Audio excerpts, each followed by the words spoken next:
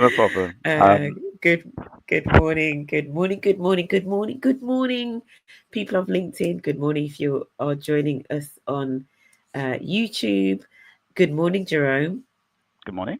Good morning, Cheryl. I How are you? almost, yeah, morning. I'm good, thank you. I almost thought that I was going to be flying solo this morning because couldn't get the tech to work, but we're here, right? We have headphones now. It's all good. We do. Yeah. Yeah, How's your week been, Jerome? very busy, very busy. Yeah. I probably get into this when we start, but I'm at City Bridge Foundation at the moment. I'm the director at EDI there, and um, leading on our EDI work and developing the new EDI strategy for the organisation. Right. Then that's meant a lot of meetings, a lot of discussions, but really interesting ones, really good ones. So this week has been Yeah.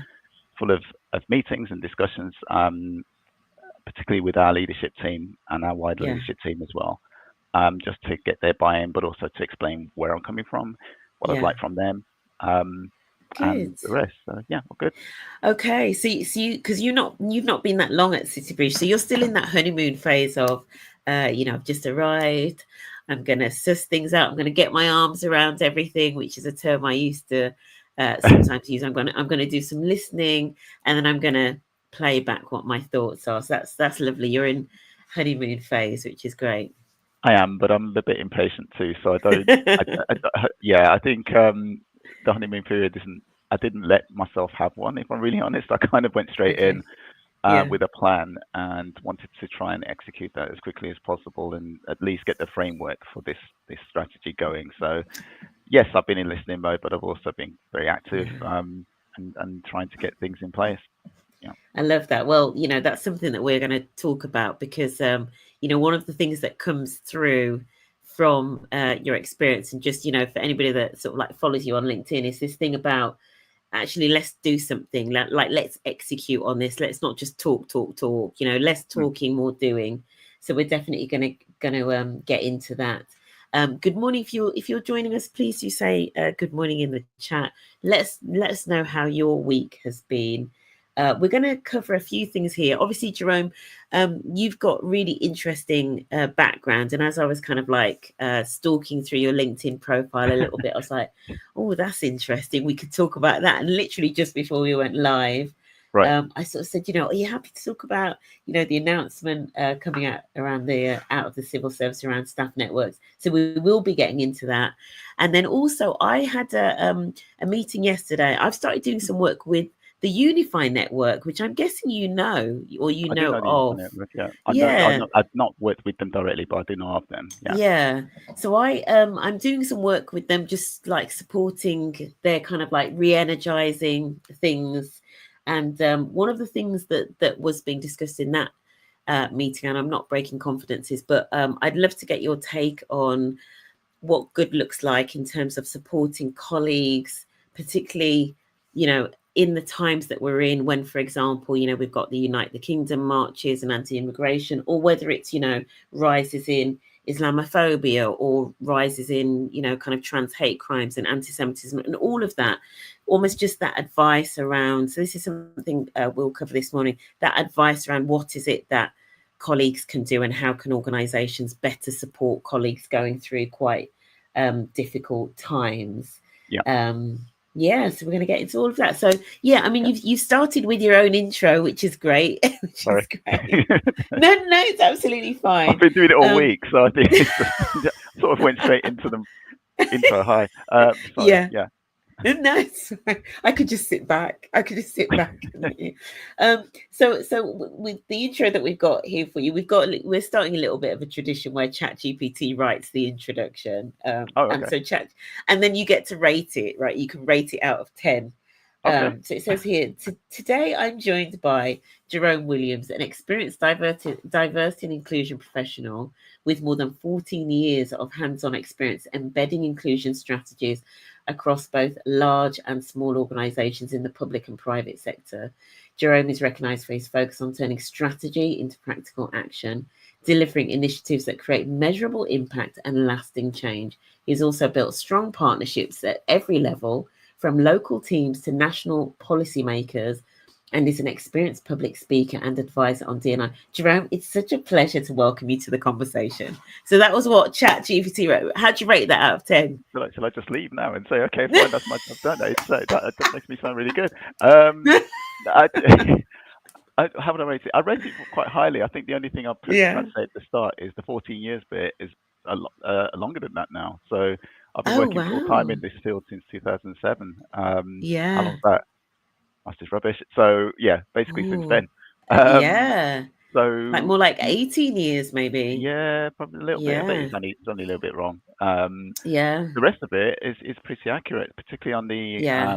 practical application side of things. Yeah. Cheryl, Yeah. I know we'll start talking Amazing. about this, but I really, really don't. What can I put it? I became very much aware very quickly of how easy it is to talk in this space. Yeah. And talk with no action is going to lead to people asking questions as they are right now Yeah. as to what value Yeah. this work is actually adding. So I've always been in that, well, as Okay. much as long as I can be in that headspace Yeah. Yeah. of This is practicality. going to Yeah. be a good one. This chat is going to be a good one. I can tell. Okay. We've got a good morning. Good morning from DDB. Good morning, DDB. Good morning to you both. Happy Friday. I co-chaired Unify during the pandemic. Okay. Okay. So DDB, well, you're going to know some things about, how you support colleagues and staff network members through difficult times, right? So DDB, get ready. If you've got any suggestions, I mean, maybe we start there. Actually, let's start Yeah. there. DDB, you've kicked us off nicely. Thank you so much for that. But yeah, so this was something that came up on yesterday's call. Mm. And I'm quite fortunate. I live out kind of like in the sticks.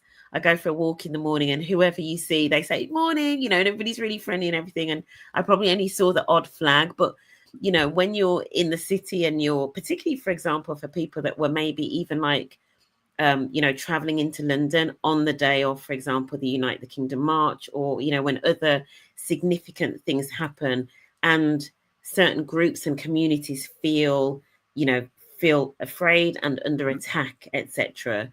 What have you seen work really well in terms of how either organizations or staff networks have supported colleagues through quite difficult times? I think the best organisations that I've worked with on this have actually reached out to staff as soon as the thing has happened and said, we hear you, we see you, we're here for you as best we can be. And they've pointed out the measures in which they can do that, usually starting with line management support, but also the usual internal support of the employee resource groups.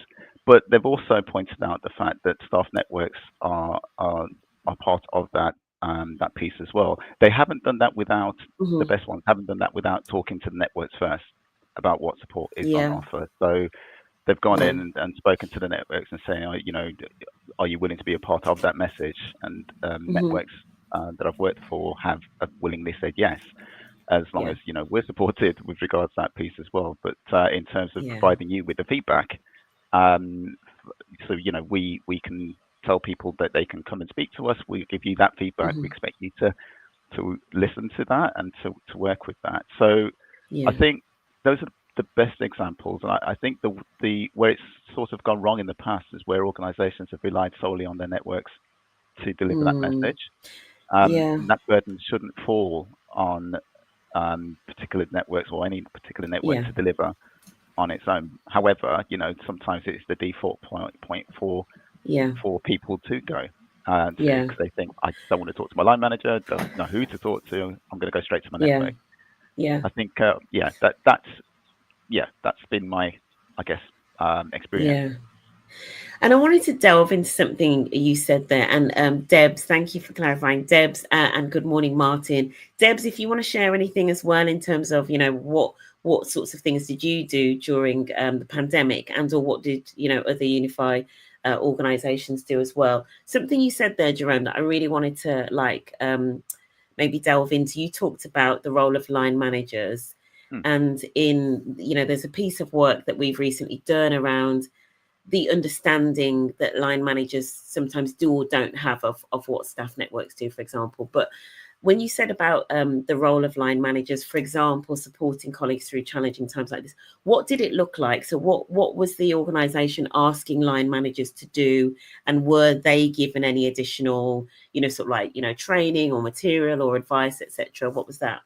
I mean, ideally, it would have been great to say that we're given training, but I don't think any organizations I've worked for, have given line management training on support. Mm, However, that line on checking in with your staff mm-hmm, during challenging mm, times was something that came through and has come through pretty much every difficult moment we've had in the UK, and for every organisation I've worked for. So mm-hmm. yeah, it was more around making sure that as part of your one-to-ones and your discussions, you were checking in with your staff and asking that question, that Yeah, very human question, how are you?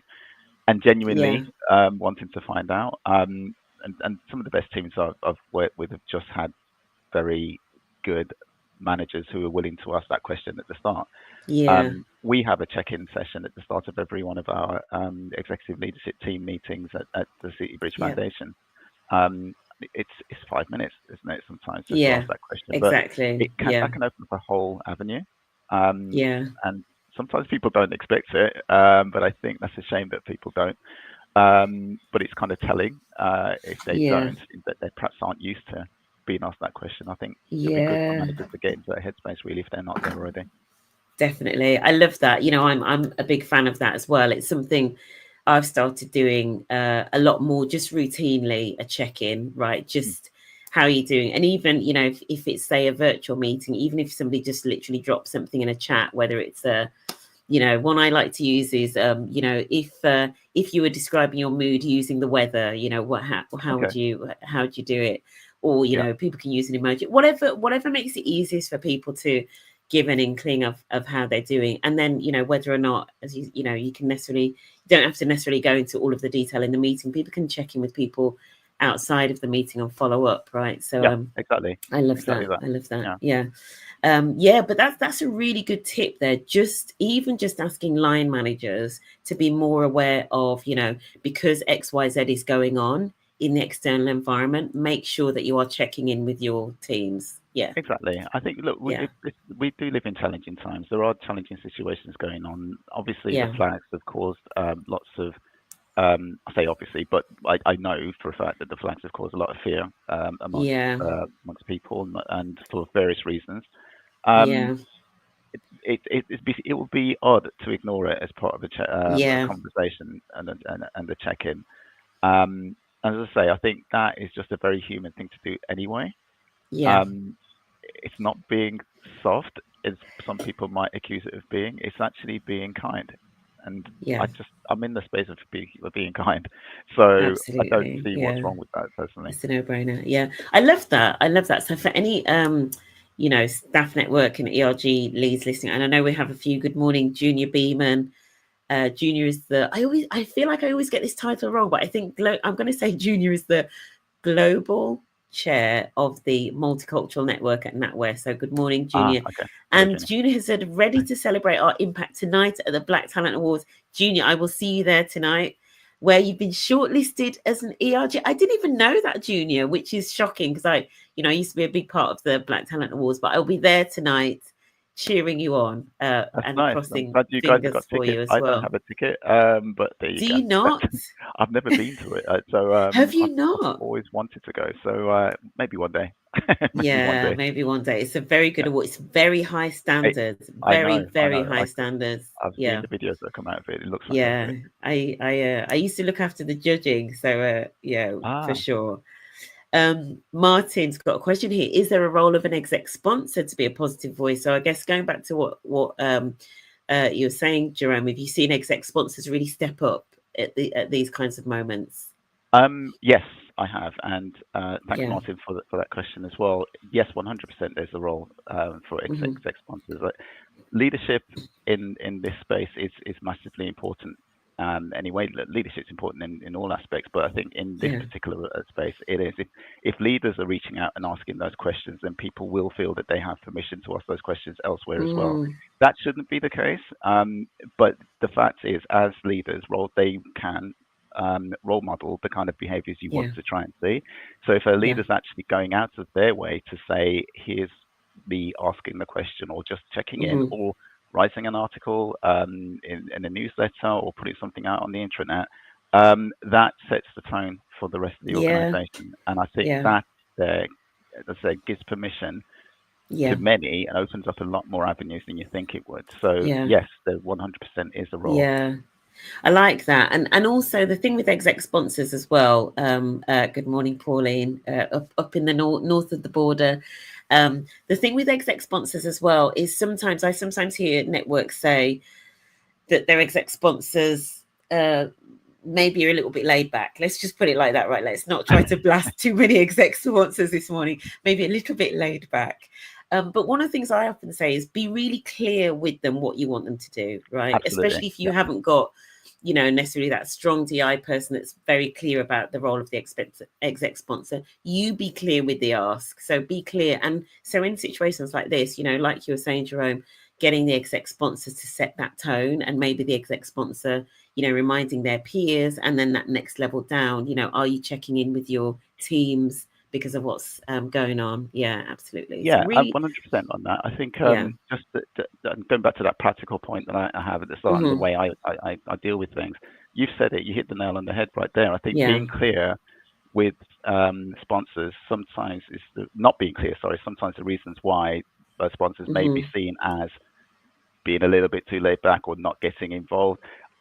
My experience has been, I'm not making excuses for all sponsors, but my experience has been that the ones that aren't necessarily involved as much as networks would like them to be don't understand what their actual ask is of them. That the amount of sponsors have come to me over the years and said, what do you want me to do? I'm an open book, blah, blah, blah. It's been quite interesting. And the networks equally, I've asked them, what would you like your sponsor to do? As you've just said, be clear on what it is you're expecting of them, what you'd like them to help you with. They're in positions, maybe you don't know that yet, maybe that's something you need to map out, but they are in positions of influence, and that's maybe a start point for this. But for the sponsors themselves, the ones that aren't, have been told all these things and still quite laid back, I would urge them to be curious about all of this at least. And to understand the power that they have to make a difference in this space and to help leverage networks work going forward. So it sounds like a conversation that needs to happen, really, if it's not happening already. Yeah, I mean, one of the things I say to sponsors that are maybe struggling for I don't know what to do, etc. I sort of say, well, if you were a sponsor of a project or a program or a strategic objective, what would you do? And they generally know what that looks like, in terms of making sure you've got the right resources, being an advocate, championing it, removing obstacles. I'm like, it's the same. It's the same. Yes, there may be a few more sensitivities here and there, but essentially it's the same task. It's just that the the remit is slightly different. So maybe outside their comfort zone a little bit. So what also, just to add to that, what more do they need to learn about that area of work in the same way as they would with any aspect of their work? But I'm completely 100% behind that view as well. Perfect. I'm just going to read Deb's comment. Thank you, Debs. I live in Hertfordshire, and it was evident that in certain towns such as Royston and Stevenage, where there are a plethora of flags flying, the onus should be on the managers to reach out to ethnically diverse colleagues. However, many do not have the tools to broach the subject. As the lead on EDI at my organisation, the leadership team took guidance both before and after the events. However, there is a thin line between lip service and authenticity. Any thoughts on that, Jerome? Just on, I guess, the thin line piece. It's you've got to start somewhere. I think I understand where that comes from. I understand where that question's coming from, in the sense that if you write something down saying we are here for you, we're behind you, they are just words on a page, and it may come across as disingenuous if you aren't in front of the person who's facing the issue themselves. But you have to start somewhere. I think starting with a message of support is one thing, but then obviously also talking to managers and making sure that managers are reiterating that point is another. I think the wrong thing to do would be just to solely rely on your employee resource program and say that, go talk to some outside organization, because Yeah. that's not all internal. I do get the point, as I said, but I think you have to start somewhere with that message, and I think the message, at least there's a message being said. The ideal is to have that backed up through action in terms of support through line management discussions. Yeah. And in terms of the learning, I feel like in terms of resources, I mean, there are lots of resources that people tend to go for their resources to places that they're kind of like familiar with, if that makes sense. So, for example, I would sort of say, you know, if you've maybe got managers and or exec sponsors that are thinking about this and wanting to be a bit more informed, and maybe have some honest conversations, a bit like almost like linking to what Deb was saying in terms of what does the guidance look like and how do they inform themselves. I've been listening recently to some of the stuff that's coming out on LBC, which I know sounds a little bit bonkers, right? No, I listen to LBC all the time. But it's really interesting because you hear quite different perspectives, but you kind of hear a lot of people just telling it as it is. And I think, you know, if you were to like recommend a few of your exec sponsors and or line managers to listen to the likes of, you know, dare I say, a James O'Brien and Nick Ferrari, etc., you know, they will get different perspectives, but they will at least be more informed and able to discuss these things more openly, you know, with colleagues, etc., when they are doing the checking in. Yeah, 100% agree with that. Go ahead, Jerome. Yeah. Pauline's comment here, we had a new VP of our network. Her ask of the exec sponsors was to sponsor a member of the committee. Yes, something for the brilliant volunteers. I know of another ERG leader that did that, actually lined up a sponsor for every member of the committee. Is perfect. Yeah, having a really specific ask. Good morning, Noreen Zeba. Good morning, Benji Kusu, who I met in real life yesterday. I love it when I meet people off LinkedIn in real life. Benji's going to be joining me on a LinkedIn live very soon. I'm going to just circle back really quickly.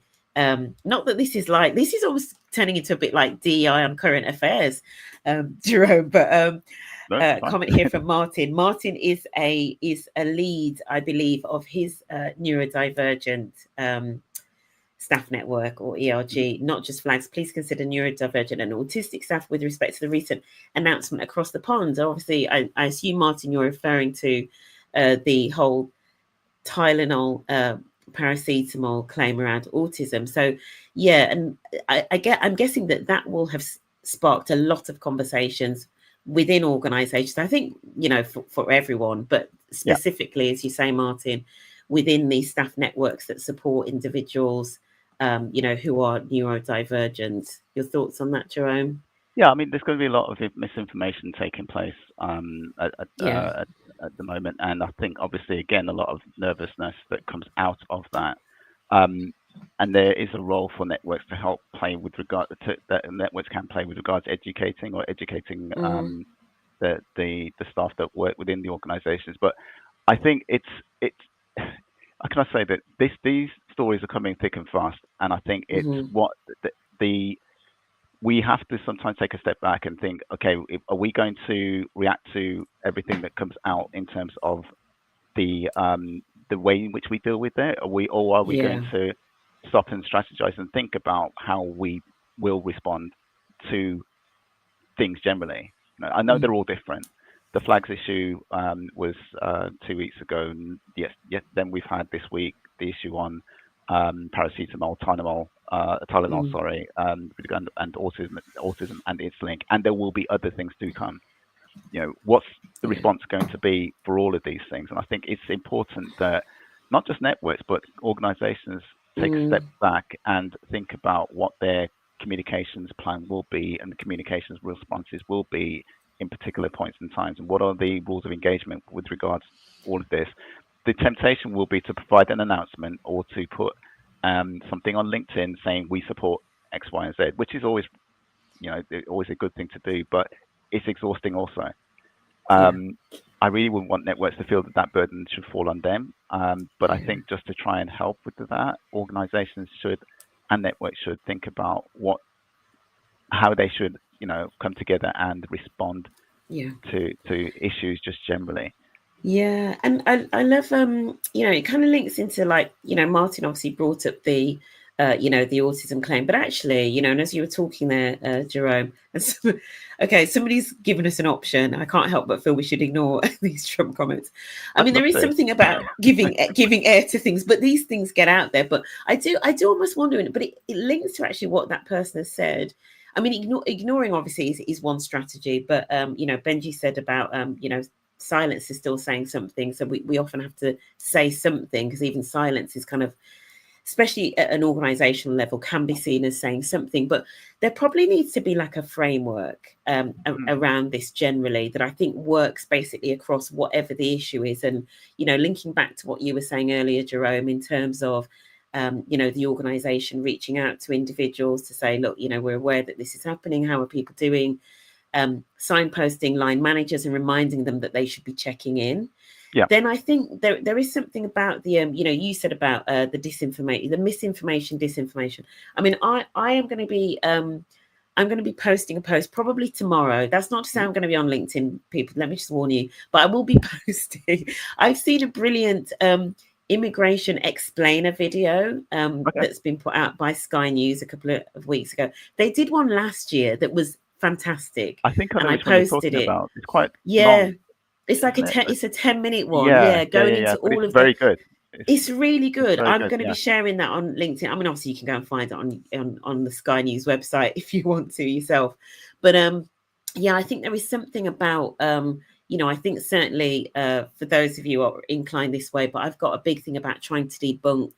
Let's get to the facts. What are the facts? And I think in terms of how can line managers and all of those individual support that are part of this is understanding the facts and getting to the bottom of it, and not just repeating things that we see on Facebook 100%, Cheryl. I think if there's one thing that I'd like, if they're not doing it already, but one thing I'd like people to do is to be curious, but also to start doing their research as well, and ask questions rather than jump straight onto the response piece, because I always start from the point of saying that someone's written something based on something that they based on something. What is that? And I need to know more about why that person's done what they've done to understand their perhaps motivations behind it. Then I can perhaps respond. I used to live in a massive echo chamber before the Brexit result. Actually, I realized I was living in a massive echo chamber where I was reading all the newspapers that I was were just listening to the points that I wanted to hear. Brexit didn't come as a massive surprise to me, but I think what was obvious to me was also that I didn't know what the other side of the points were. And since 2016, I've actually said I'm going to read and listen a lot more to the opposing points and the bits I don't like to hear as well, because I need to understand the full picture before I can respond. So that's what I would definitely like to do. I think some things some things that I don't like hearing, some things are just completely wrong. When they are wrong, I call them out. But at the same time, I actually try to understand why that person said what they said. I don't know where that leaves me with Trump, because but don't stop me on that, because I'm like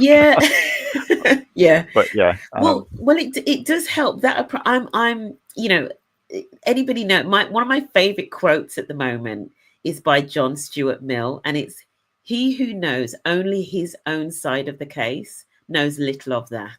Basically, that's it in a nutshell. 100%. If you only know your own side, do you actually even know what you're fighting for? I'm totally with you. I'm totally with you on that. And I had that same moment of the echo chamber moment when, I mean, I wasn't massively surprised, but when Trump got in and people were like surprised, like how did that happen? I'm like, I'm sorry, like, are we on the same planet? Because surely everybody saw that come in. But I was like, we need to be really careful of echo chambers. There's a brilliant website called Ground News. I don't know if anybody's heard of it, but it's a website that if you tell it that you are left leaning, it will show you what the right is reporting, and it will show you potential blind spots if you're on the left. And if you are right, and if you're right leaning, it shows you more of like what the left is reporting and potential blind spots, and then it shows you what the center is reporting. So absolutely finding independent, robust, critical sources and looking at both sides. Absolutely important. Just circling back on some of the comments since Trump, because that Trump comment threatened to derail us.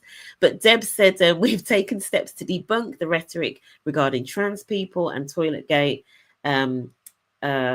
Martin put here about we ignore other sides, we get into ghetto mindsets and isolationism. Alicia said, we can all choose to ignore some things. However, when someone in such a power role, the impact cannot or is difficult to be ignored. And I think you're right. And that's true, why, Alicia. That is true. Yeah, we have, you do have to kind of like look for the evidence to counter it and really encourage people to think critically. One of the, one of the other things that happened this week in the civil service was that staff networks, individuals that are involved in staff networks were basically told, right, if you want to do this, you've got to do it in your own time. Lunchtime, after work, not on our time. What are your thoughts about that? I got to be careful there because I don't want to speak on government policy, but I think at the end of the day, let me put it this way, it's at least strange in terms of when I read it. I'm being polite because the obvious thing I thought when they said that you've got to do this in your after work, as in staff network activities must be done after work, was what if I did that in the workplace, if I told our networks or any network that I've helped establish in other organizations, if I told them that, the first pushback would be, I have childcare responsibilities, I have caring responsibilities, I can't do that. Does that mean I can't attend anything? And doesn't that limit what I can do? Yeah. And I think it really does fly in the face of inclusion. If you actually, if I was to do that, it wouldn't be very inclusive. So I didn't understand it. They have their reasons for doing that. However, and this might come across a little bit controversial, Cheryl, what I would say is also they have now set those rules and said that these are the rules. They've provided clarity around the whole thing. As a result of doing that, networks in the civil service know what the rules actually are, and they know what the playground that they have is, the areas they're going to operate in. Now they've got to think about strategizing it and thinking, how do we operate within those parameters? And I would personally urge them to come together to think about how they would operate going forward. Obviously, starting with letting the civil service leaders know what their thoughts are with regards to the impact it will have on their work going forward. But the other side of that also is, if this is what the civil service has said, they have said this, if that's the direction they do want to take, I would urge them also, particularly their leaders, to say, fine, what support now are you going to give networks to do that? As in, are you going to be helping them with establishing those events afterwards? Are you going to be more curious about what these events actually are and what the takeouts are, and what role are you going to help play making those events work? So rather than saying these are the rules and you must follow them, so the question for me is also, how are you going to help support networks in delivering their work going forward? And sort of Junior said that this has obviously been talked about within his organization as well, and has brought and as a coach, so Junior is also an exec coach, has brought me more work on delivering cultural intelligence and active bystander workshops. Maybe I should have stayed quiet. I think it's really interesting. I mean, I would encourage anybody to read the context of what it was that led to this, what kinds of things led to this decision, bearing in mind the political context as well that we're in, right? We're in a strange world, right? Trump's already been mentioned. I'm with you, Jerome, in terms of, I do think it's an opportunity for networks to really revisit how they do this. I mean, for some individuals will be like, that's it, I'm done. Like, I'm not doing this. I'm already going above and beyond. I've got a day job, that's it. But there is still an opportunity to come up with a strategy and an approach. And here's the thing, and I'm going to be a little bit controversial myself here, but, and anybody that knows me knows that I'm like, networks, please, fewer events and more look at getting into things like policy, process, the things that systematically change the organization. Because the reality is, if you are talking to things like, policy owners, so for example, if you're working with, HR teams, comp and bends teams, looking at things like policy, right? That sort of thing, you can't, nobody can relegate that to after work, because you're doing that with individuals that own those processes within the organization. It's the things that people think are very easy to shove to outside of work are unfortunately where you're sitting around eating cupcakes, right? That's a the lot stuff, of the times, we used to have events and we used to say basically it's not just all about steel pans. And listening to music, but at the same time, that seems to be the perception of many. So I agree with that. I mean, just on that, I think to get to this point where people are saying that you have to do those events over there, it does suggest that perhaps networks haven't always linked what the event that they're trying to do is to the point you're just saying, strategy. How does this event, and this is the thing I used to push back on networks to say every single time when they came to me saying that they wanted to host an event, I always used to say, that sounds great. What's it for? So what was my question. Exactly. How does this link back to us delivering in our work at the workplace? You can link it back. It always can be linked back to something, even if it's linked back to staff well-being, and how much money that will save as a result of people being in the workplace and feeling happy at work. You can do that, but you have to give something tangible and something measurable to the organization so they understand what the purpose of it is. If you just say, I want to run an event, the question will be, okay, why? Or should be why. But it's a good discipline to get into anyway. And I think, definitely that's what I would always urge my network chairs leads to do. I mean, it was everything that I've done with other networks that worked under my leadership has been around strategizing, and it's linked to the strategy itself. Exactly. Do not let your network just be seen as a social club. Like, don't, because you're kind of, you're in the danger zone if it's only seen as that. And actually, I would go one step further, particularly if it's a social club that's closed to other individuals. I know that, I mean, I think they're in the minority now, but I am aware of some networks in some organizations where all of their meetings and all of their events are closed, explicitly closed. Right. Okay. And it is almost like more of a social thing. Well, if you are set up like that, just take heed and see what's happened. And it's not, linking back to what you were saying, Jerome, in terms of what is the purpose of these events, and I'm not saying that, don't be fooled that I'm saying that there is no value in socializing and creating networks and support. But there has to be an objective. And actually, in the current climate, better that your activities are clearly linked to strategic objectives of your organization. We've got to be smart about this.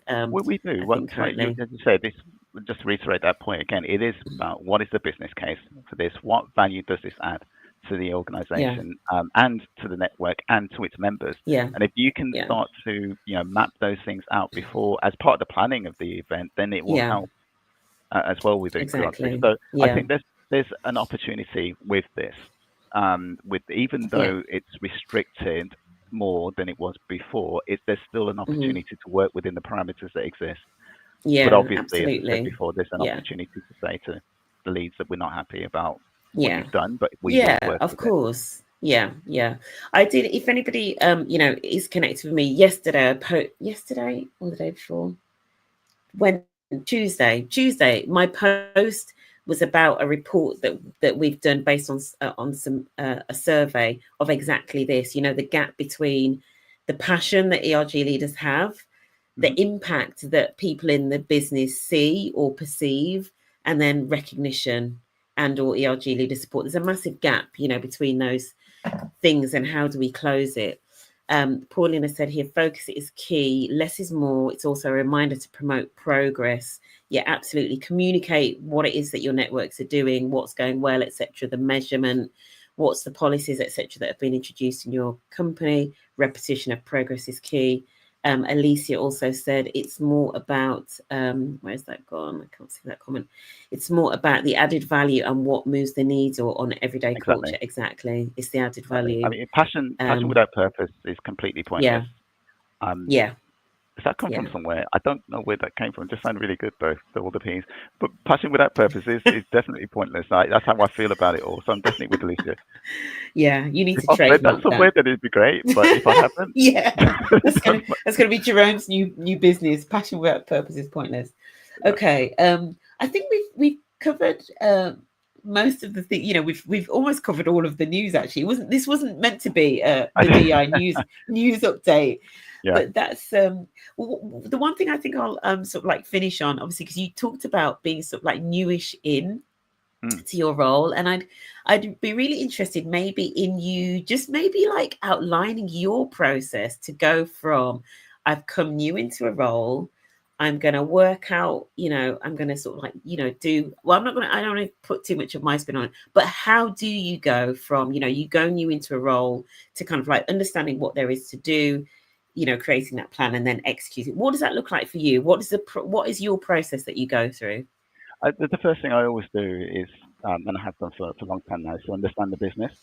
So I go straight to the business plan. And as a result of that, and because I'm an EDI professional, I then look to see where I can add value to that plan, because from that will come the strategy for the work itself. So the business plan is always my first port of call, and there are so many aspects of that need for help, from governance to leadership to recruitment. Every aspect of that plan is going to need some kind of will have some kind of input from work on EDI. Explaining that then is the next bit to the bit. So once I've done that and I've mapped out where that goes, explaining where I feel that I would add value is where I normally go. Explain that to the executive leadership teams, or leadership teams also getting their buy-in to what I'm trying to do. But in the last 3 organizations I've worked for, including the one I'm at now, I've always sought and will be seeking, where I am right now, input from the people that work there as part of the development of that strategy. So the next point of call is to then reach out to employees and say, what's it like working here? What do you think? What do you want to see from this piece as well? And then bring it all together to form a strategy. And I'll make it sound easy, but it's not. But that takes time. But that's my thinking behind it all. Yeah, I love that. I love that you said you start with the business plan. I have to start with but the man said it. You start with the business plan, right? I mean, that's everything. It's and again, networks might not feel that that's something that they can do, but it is. They do it as part of their jobs, their day jobs, as part of the business plan. So where the networks add value to that plan as well, and there are always plug-in points as well. And this is something I always say, actually, this goes back to some of the earlier conversation about the role of exec sponsors. Exec sponsors can help to be that bridge between the business strategy, you know, because that's the world that they live in or should do. Bridging that to how can networks make sure that they are plugged into and are lining up to things that are in the strategy as well, or in the values of the organization. So that's certainly a role that exec sponsors can play. So once you've got this strategy that you've kind of gotten feedback on, you've created it, how do you move from the strategy into the execution? One thing that I absolutely have to have as part of the strategy is ways in which we can measure the impacts of the work that I'm doing. So in terms of action, it's all about having activities that can be measured in every way. And I think even down to staff well-being, you know, how much does that save in terms of, you know, how much money are we going to save the organization by getting involved with this particular work? That kind of thing. And that it's got to be measured, and then has to have some kind of KPI attached to it, so that it can also then be accounted for. at some kind of annual report. I mean, ideally, what you'd love to have is some or part of the organisation scrutinising this work as well. But I think that's one of the things that I always factored in is the measurement point and a way of evaluating progress. Yeah, you're talking my language, honestly. Okay. were you an accountant in a former life or something? No, you know, again, it's I'm so not financially minded at all. But again, I'd say early on, it was about midway through my career, I came to realization, as we said right at the start, that there's so much talk that goes on in this space. It's easy to talk yourself into a fantastic goal. Okay, you know, you can convince yourself that you sound great. I've written strategies in the past where they're just words on a page, which sound brilliant, and you know, but what have they achieved in the end? At the end of the day, have they achieved anything if they're not actually being measured? I love it. No. Yeah, measures and impact. I've been into organizations where sometimes I've been met with the ERG leaders who have said, we just need more budget. All we need is more budget. And then I've said to them, how many members have you got? And they don't even know how many members they've got. And I'm like, how can you, meet an exec senior leader in the corridor and say we need more budget, and you don't know how many members you've got? Even you can always measure something, even if you just start with the basics. Exactly. I was talking to a very good friend of mine, I think you know, Sharon Kotaria, who's written the fantastic book, The Incredible Power of Self Networks, which goes into this a lot. And I think I've learned a lot just from talking to her since 2013 about all of these things. And I've recognized the fact that networks can and should be asking themselves those questions as well. Absolutely. And there's nothing wrong with asking that question. And if they don't know, there are people they can go to get help on that. We live in a world of AI now. You know, there are things and tools that you can use to actually help with that piece of work, even if you haven't got an EDI expert in town. I'm not saying that EDI experts are going to be replaced by AI, by the way. we still have a role. We still have a role. But I think in terms of resources, it's that there are resources out there to help networks navigate that course. Yeah, definitely. Paulina said here, run your network like a business. It will make you go further faster. It's true. It's absolutely true. And the good networks that I'm aware of, I mean, some of them on here, they are run literally like mini organizations within an organization. And that's not to say necessarily that they are burdened down with bureaucracy, but they just have that mindset. I think what you're talking about, Paulie, that mindset of running it, like a business, like it's got to deliver results, right? We're not here just as my nan would say, it's not a poppy show. It's true. And I know that saying very well. It's absolutely true. You can't just, it isn't just a poppy show. It is about what are the tangibles here. And as I say, we do this in our work every day. So why not apply this to this piece of work too? Exactly. Finally, then, so we're going to wrap up. I'm going to let you get on with your day. But what one piece of advice would you maybe give to, I guess specifically to the network leads, because I know we've got quite a few of them on here this morning. Mm-hmm. What advice would you give to them? Particularly just in the current times that we're in, like hearing the news. And I know that Martin, I think, asked about, did we think that the announcement for the civil service might start to creep into the private sector, all of those sorts of things. But what's maybe the one piece of advice that you would give to networks in terms of being more impactful in what they do? We sort of covered it, but I think the overriding message I would say to all networks is keep going. For as long as you're allowed to keep going, just keep going and keep your head held high, because you are doing great jobs. As part of the delivery of your work, though, if people are asking questions about, events that you're running or things that you are doing that they're not sure about, it's because they don't see what value you've added, or you've not perhaps explained what the value added actually is to the organization. So you've got to be clear on that. There are newspapers out there right now that are looking for stories where events are being held and saying this is just woke nonsense, blah, blah, blah. What you need to think about is how you can counter that by saying, no, it's not. This has had a tangible result, and here's what we're doing it for. It's the same message that would, it starts within your organization. Then it's easier to tell that message if you understand what it is you're trying to deliver and what the impact is going to be. But just keep going, because you are needed. You are doing, as I say, fantastic jobs. Networks is brilliant, just for the support in the organization and leading the organization in its work. So that's my overriding message. Keep going, but be ready to deliver in terms of the showing the impact that you have. Absolutely. Be aware. Well, that's a great note for us to end on, Jerome. Some absolutely brilliant advice there. Thank you all for joining us. Debs, thank you. Thank you, Debs, for being on from the start to the end. And I think it's probably Pauline as well. Thank you for, sort of spending your Friday morning with us. Hopefully, you found something that was useful. Jerome, where's the best place that people can connect with you on? Are you on any other? I'm on LinkedIn, and pretty much that's it. So I'm not on X. Same. And it's but I am on LinkedIn. Yeah, it seems to be a good channel. Perfect. For people to contact. So please do get in touch with Jerome. If you've got any other questions about anything that he's covered, or want to hear more about his work, you've got a wealth of experience, which I think is incredible. So and thank you for jumping on fairly sort of like last minute ish, right? No, it's fine. Thank you, and thanks for the opportunity to speak as well. I enjoyed Perfect. it.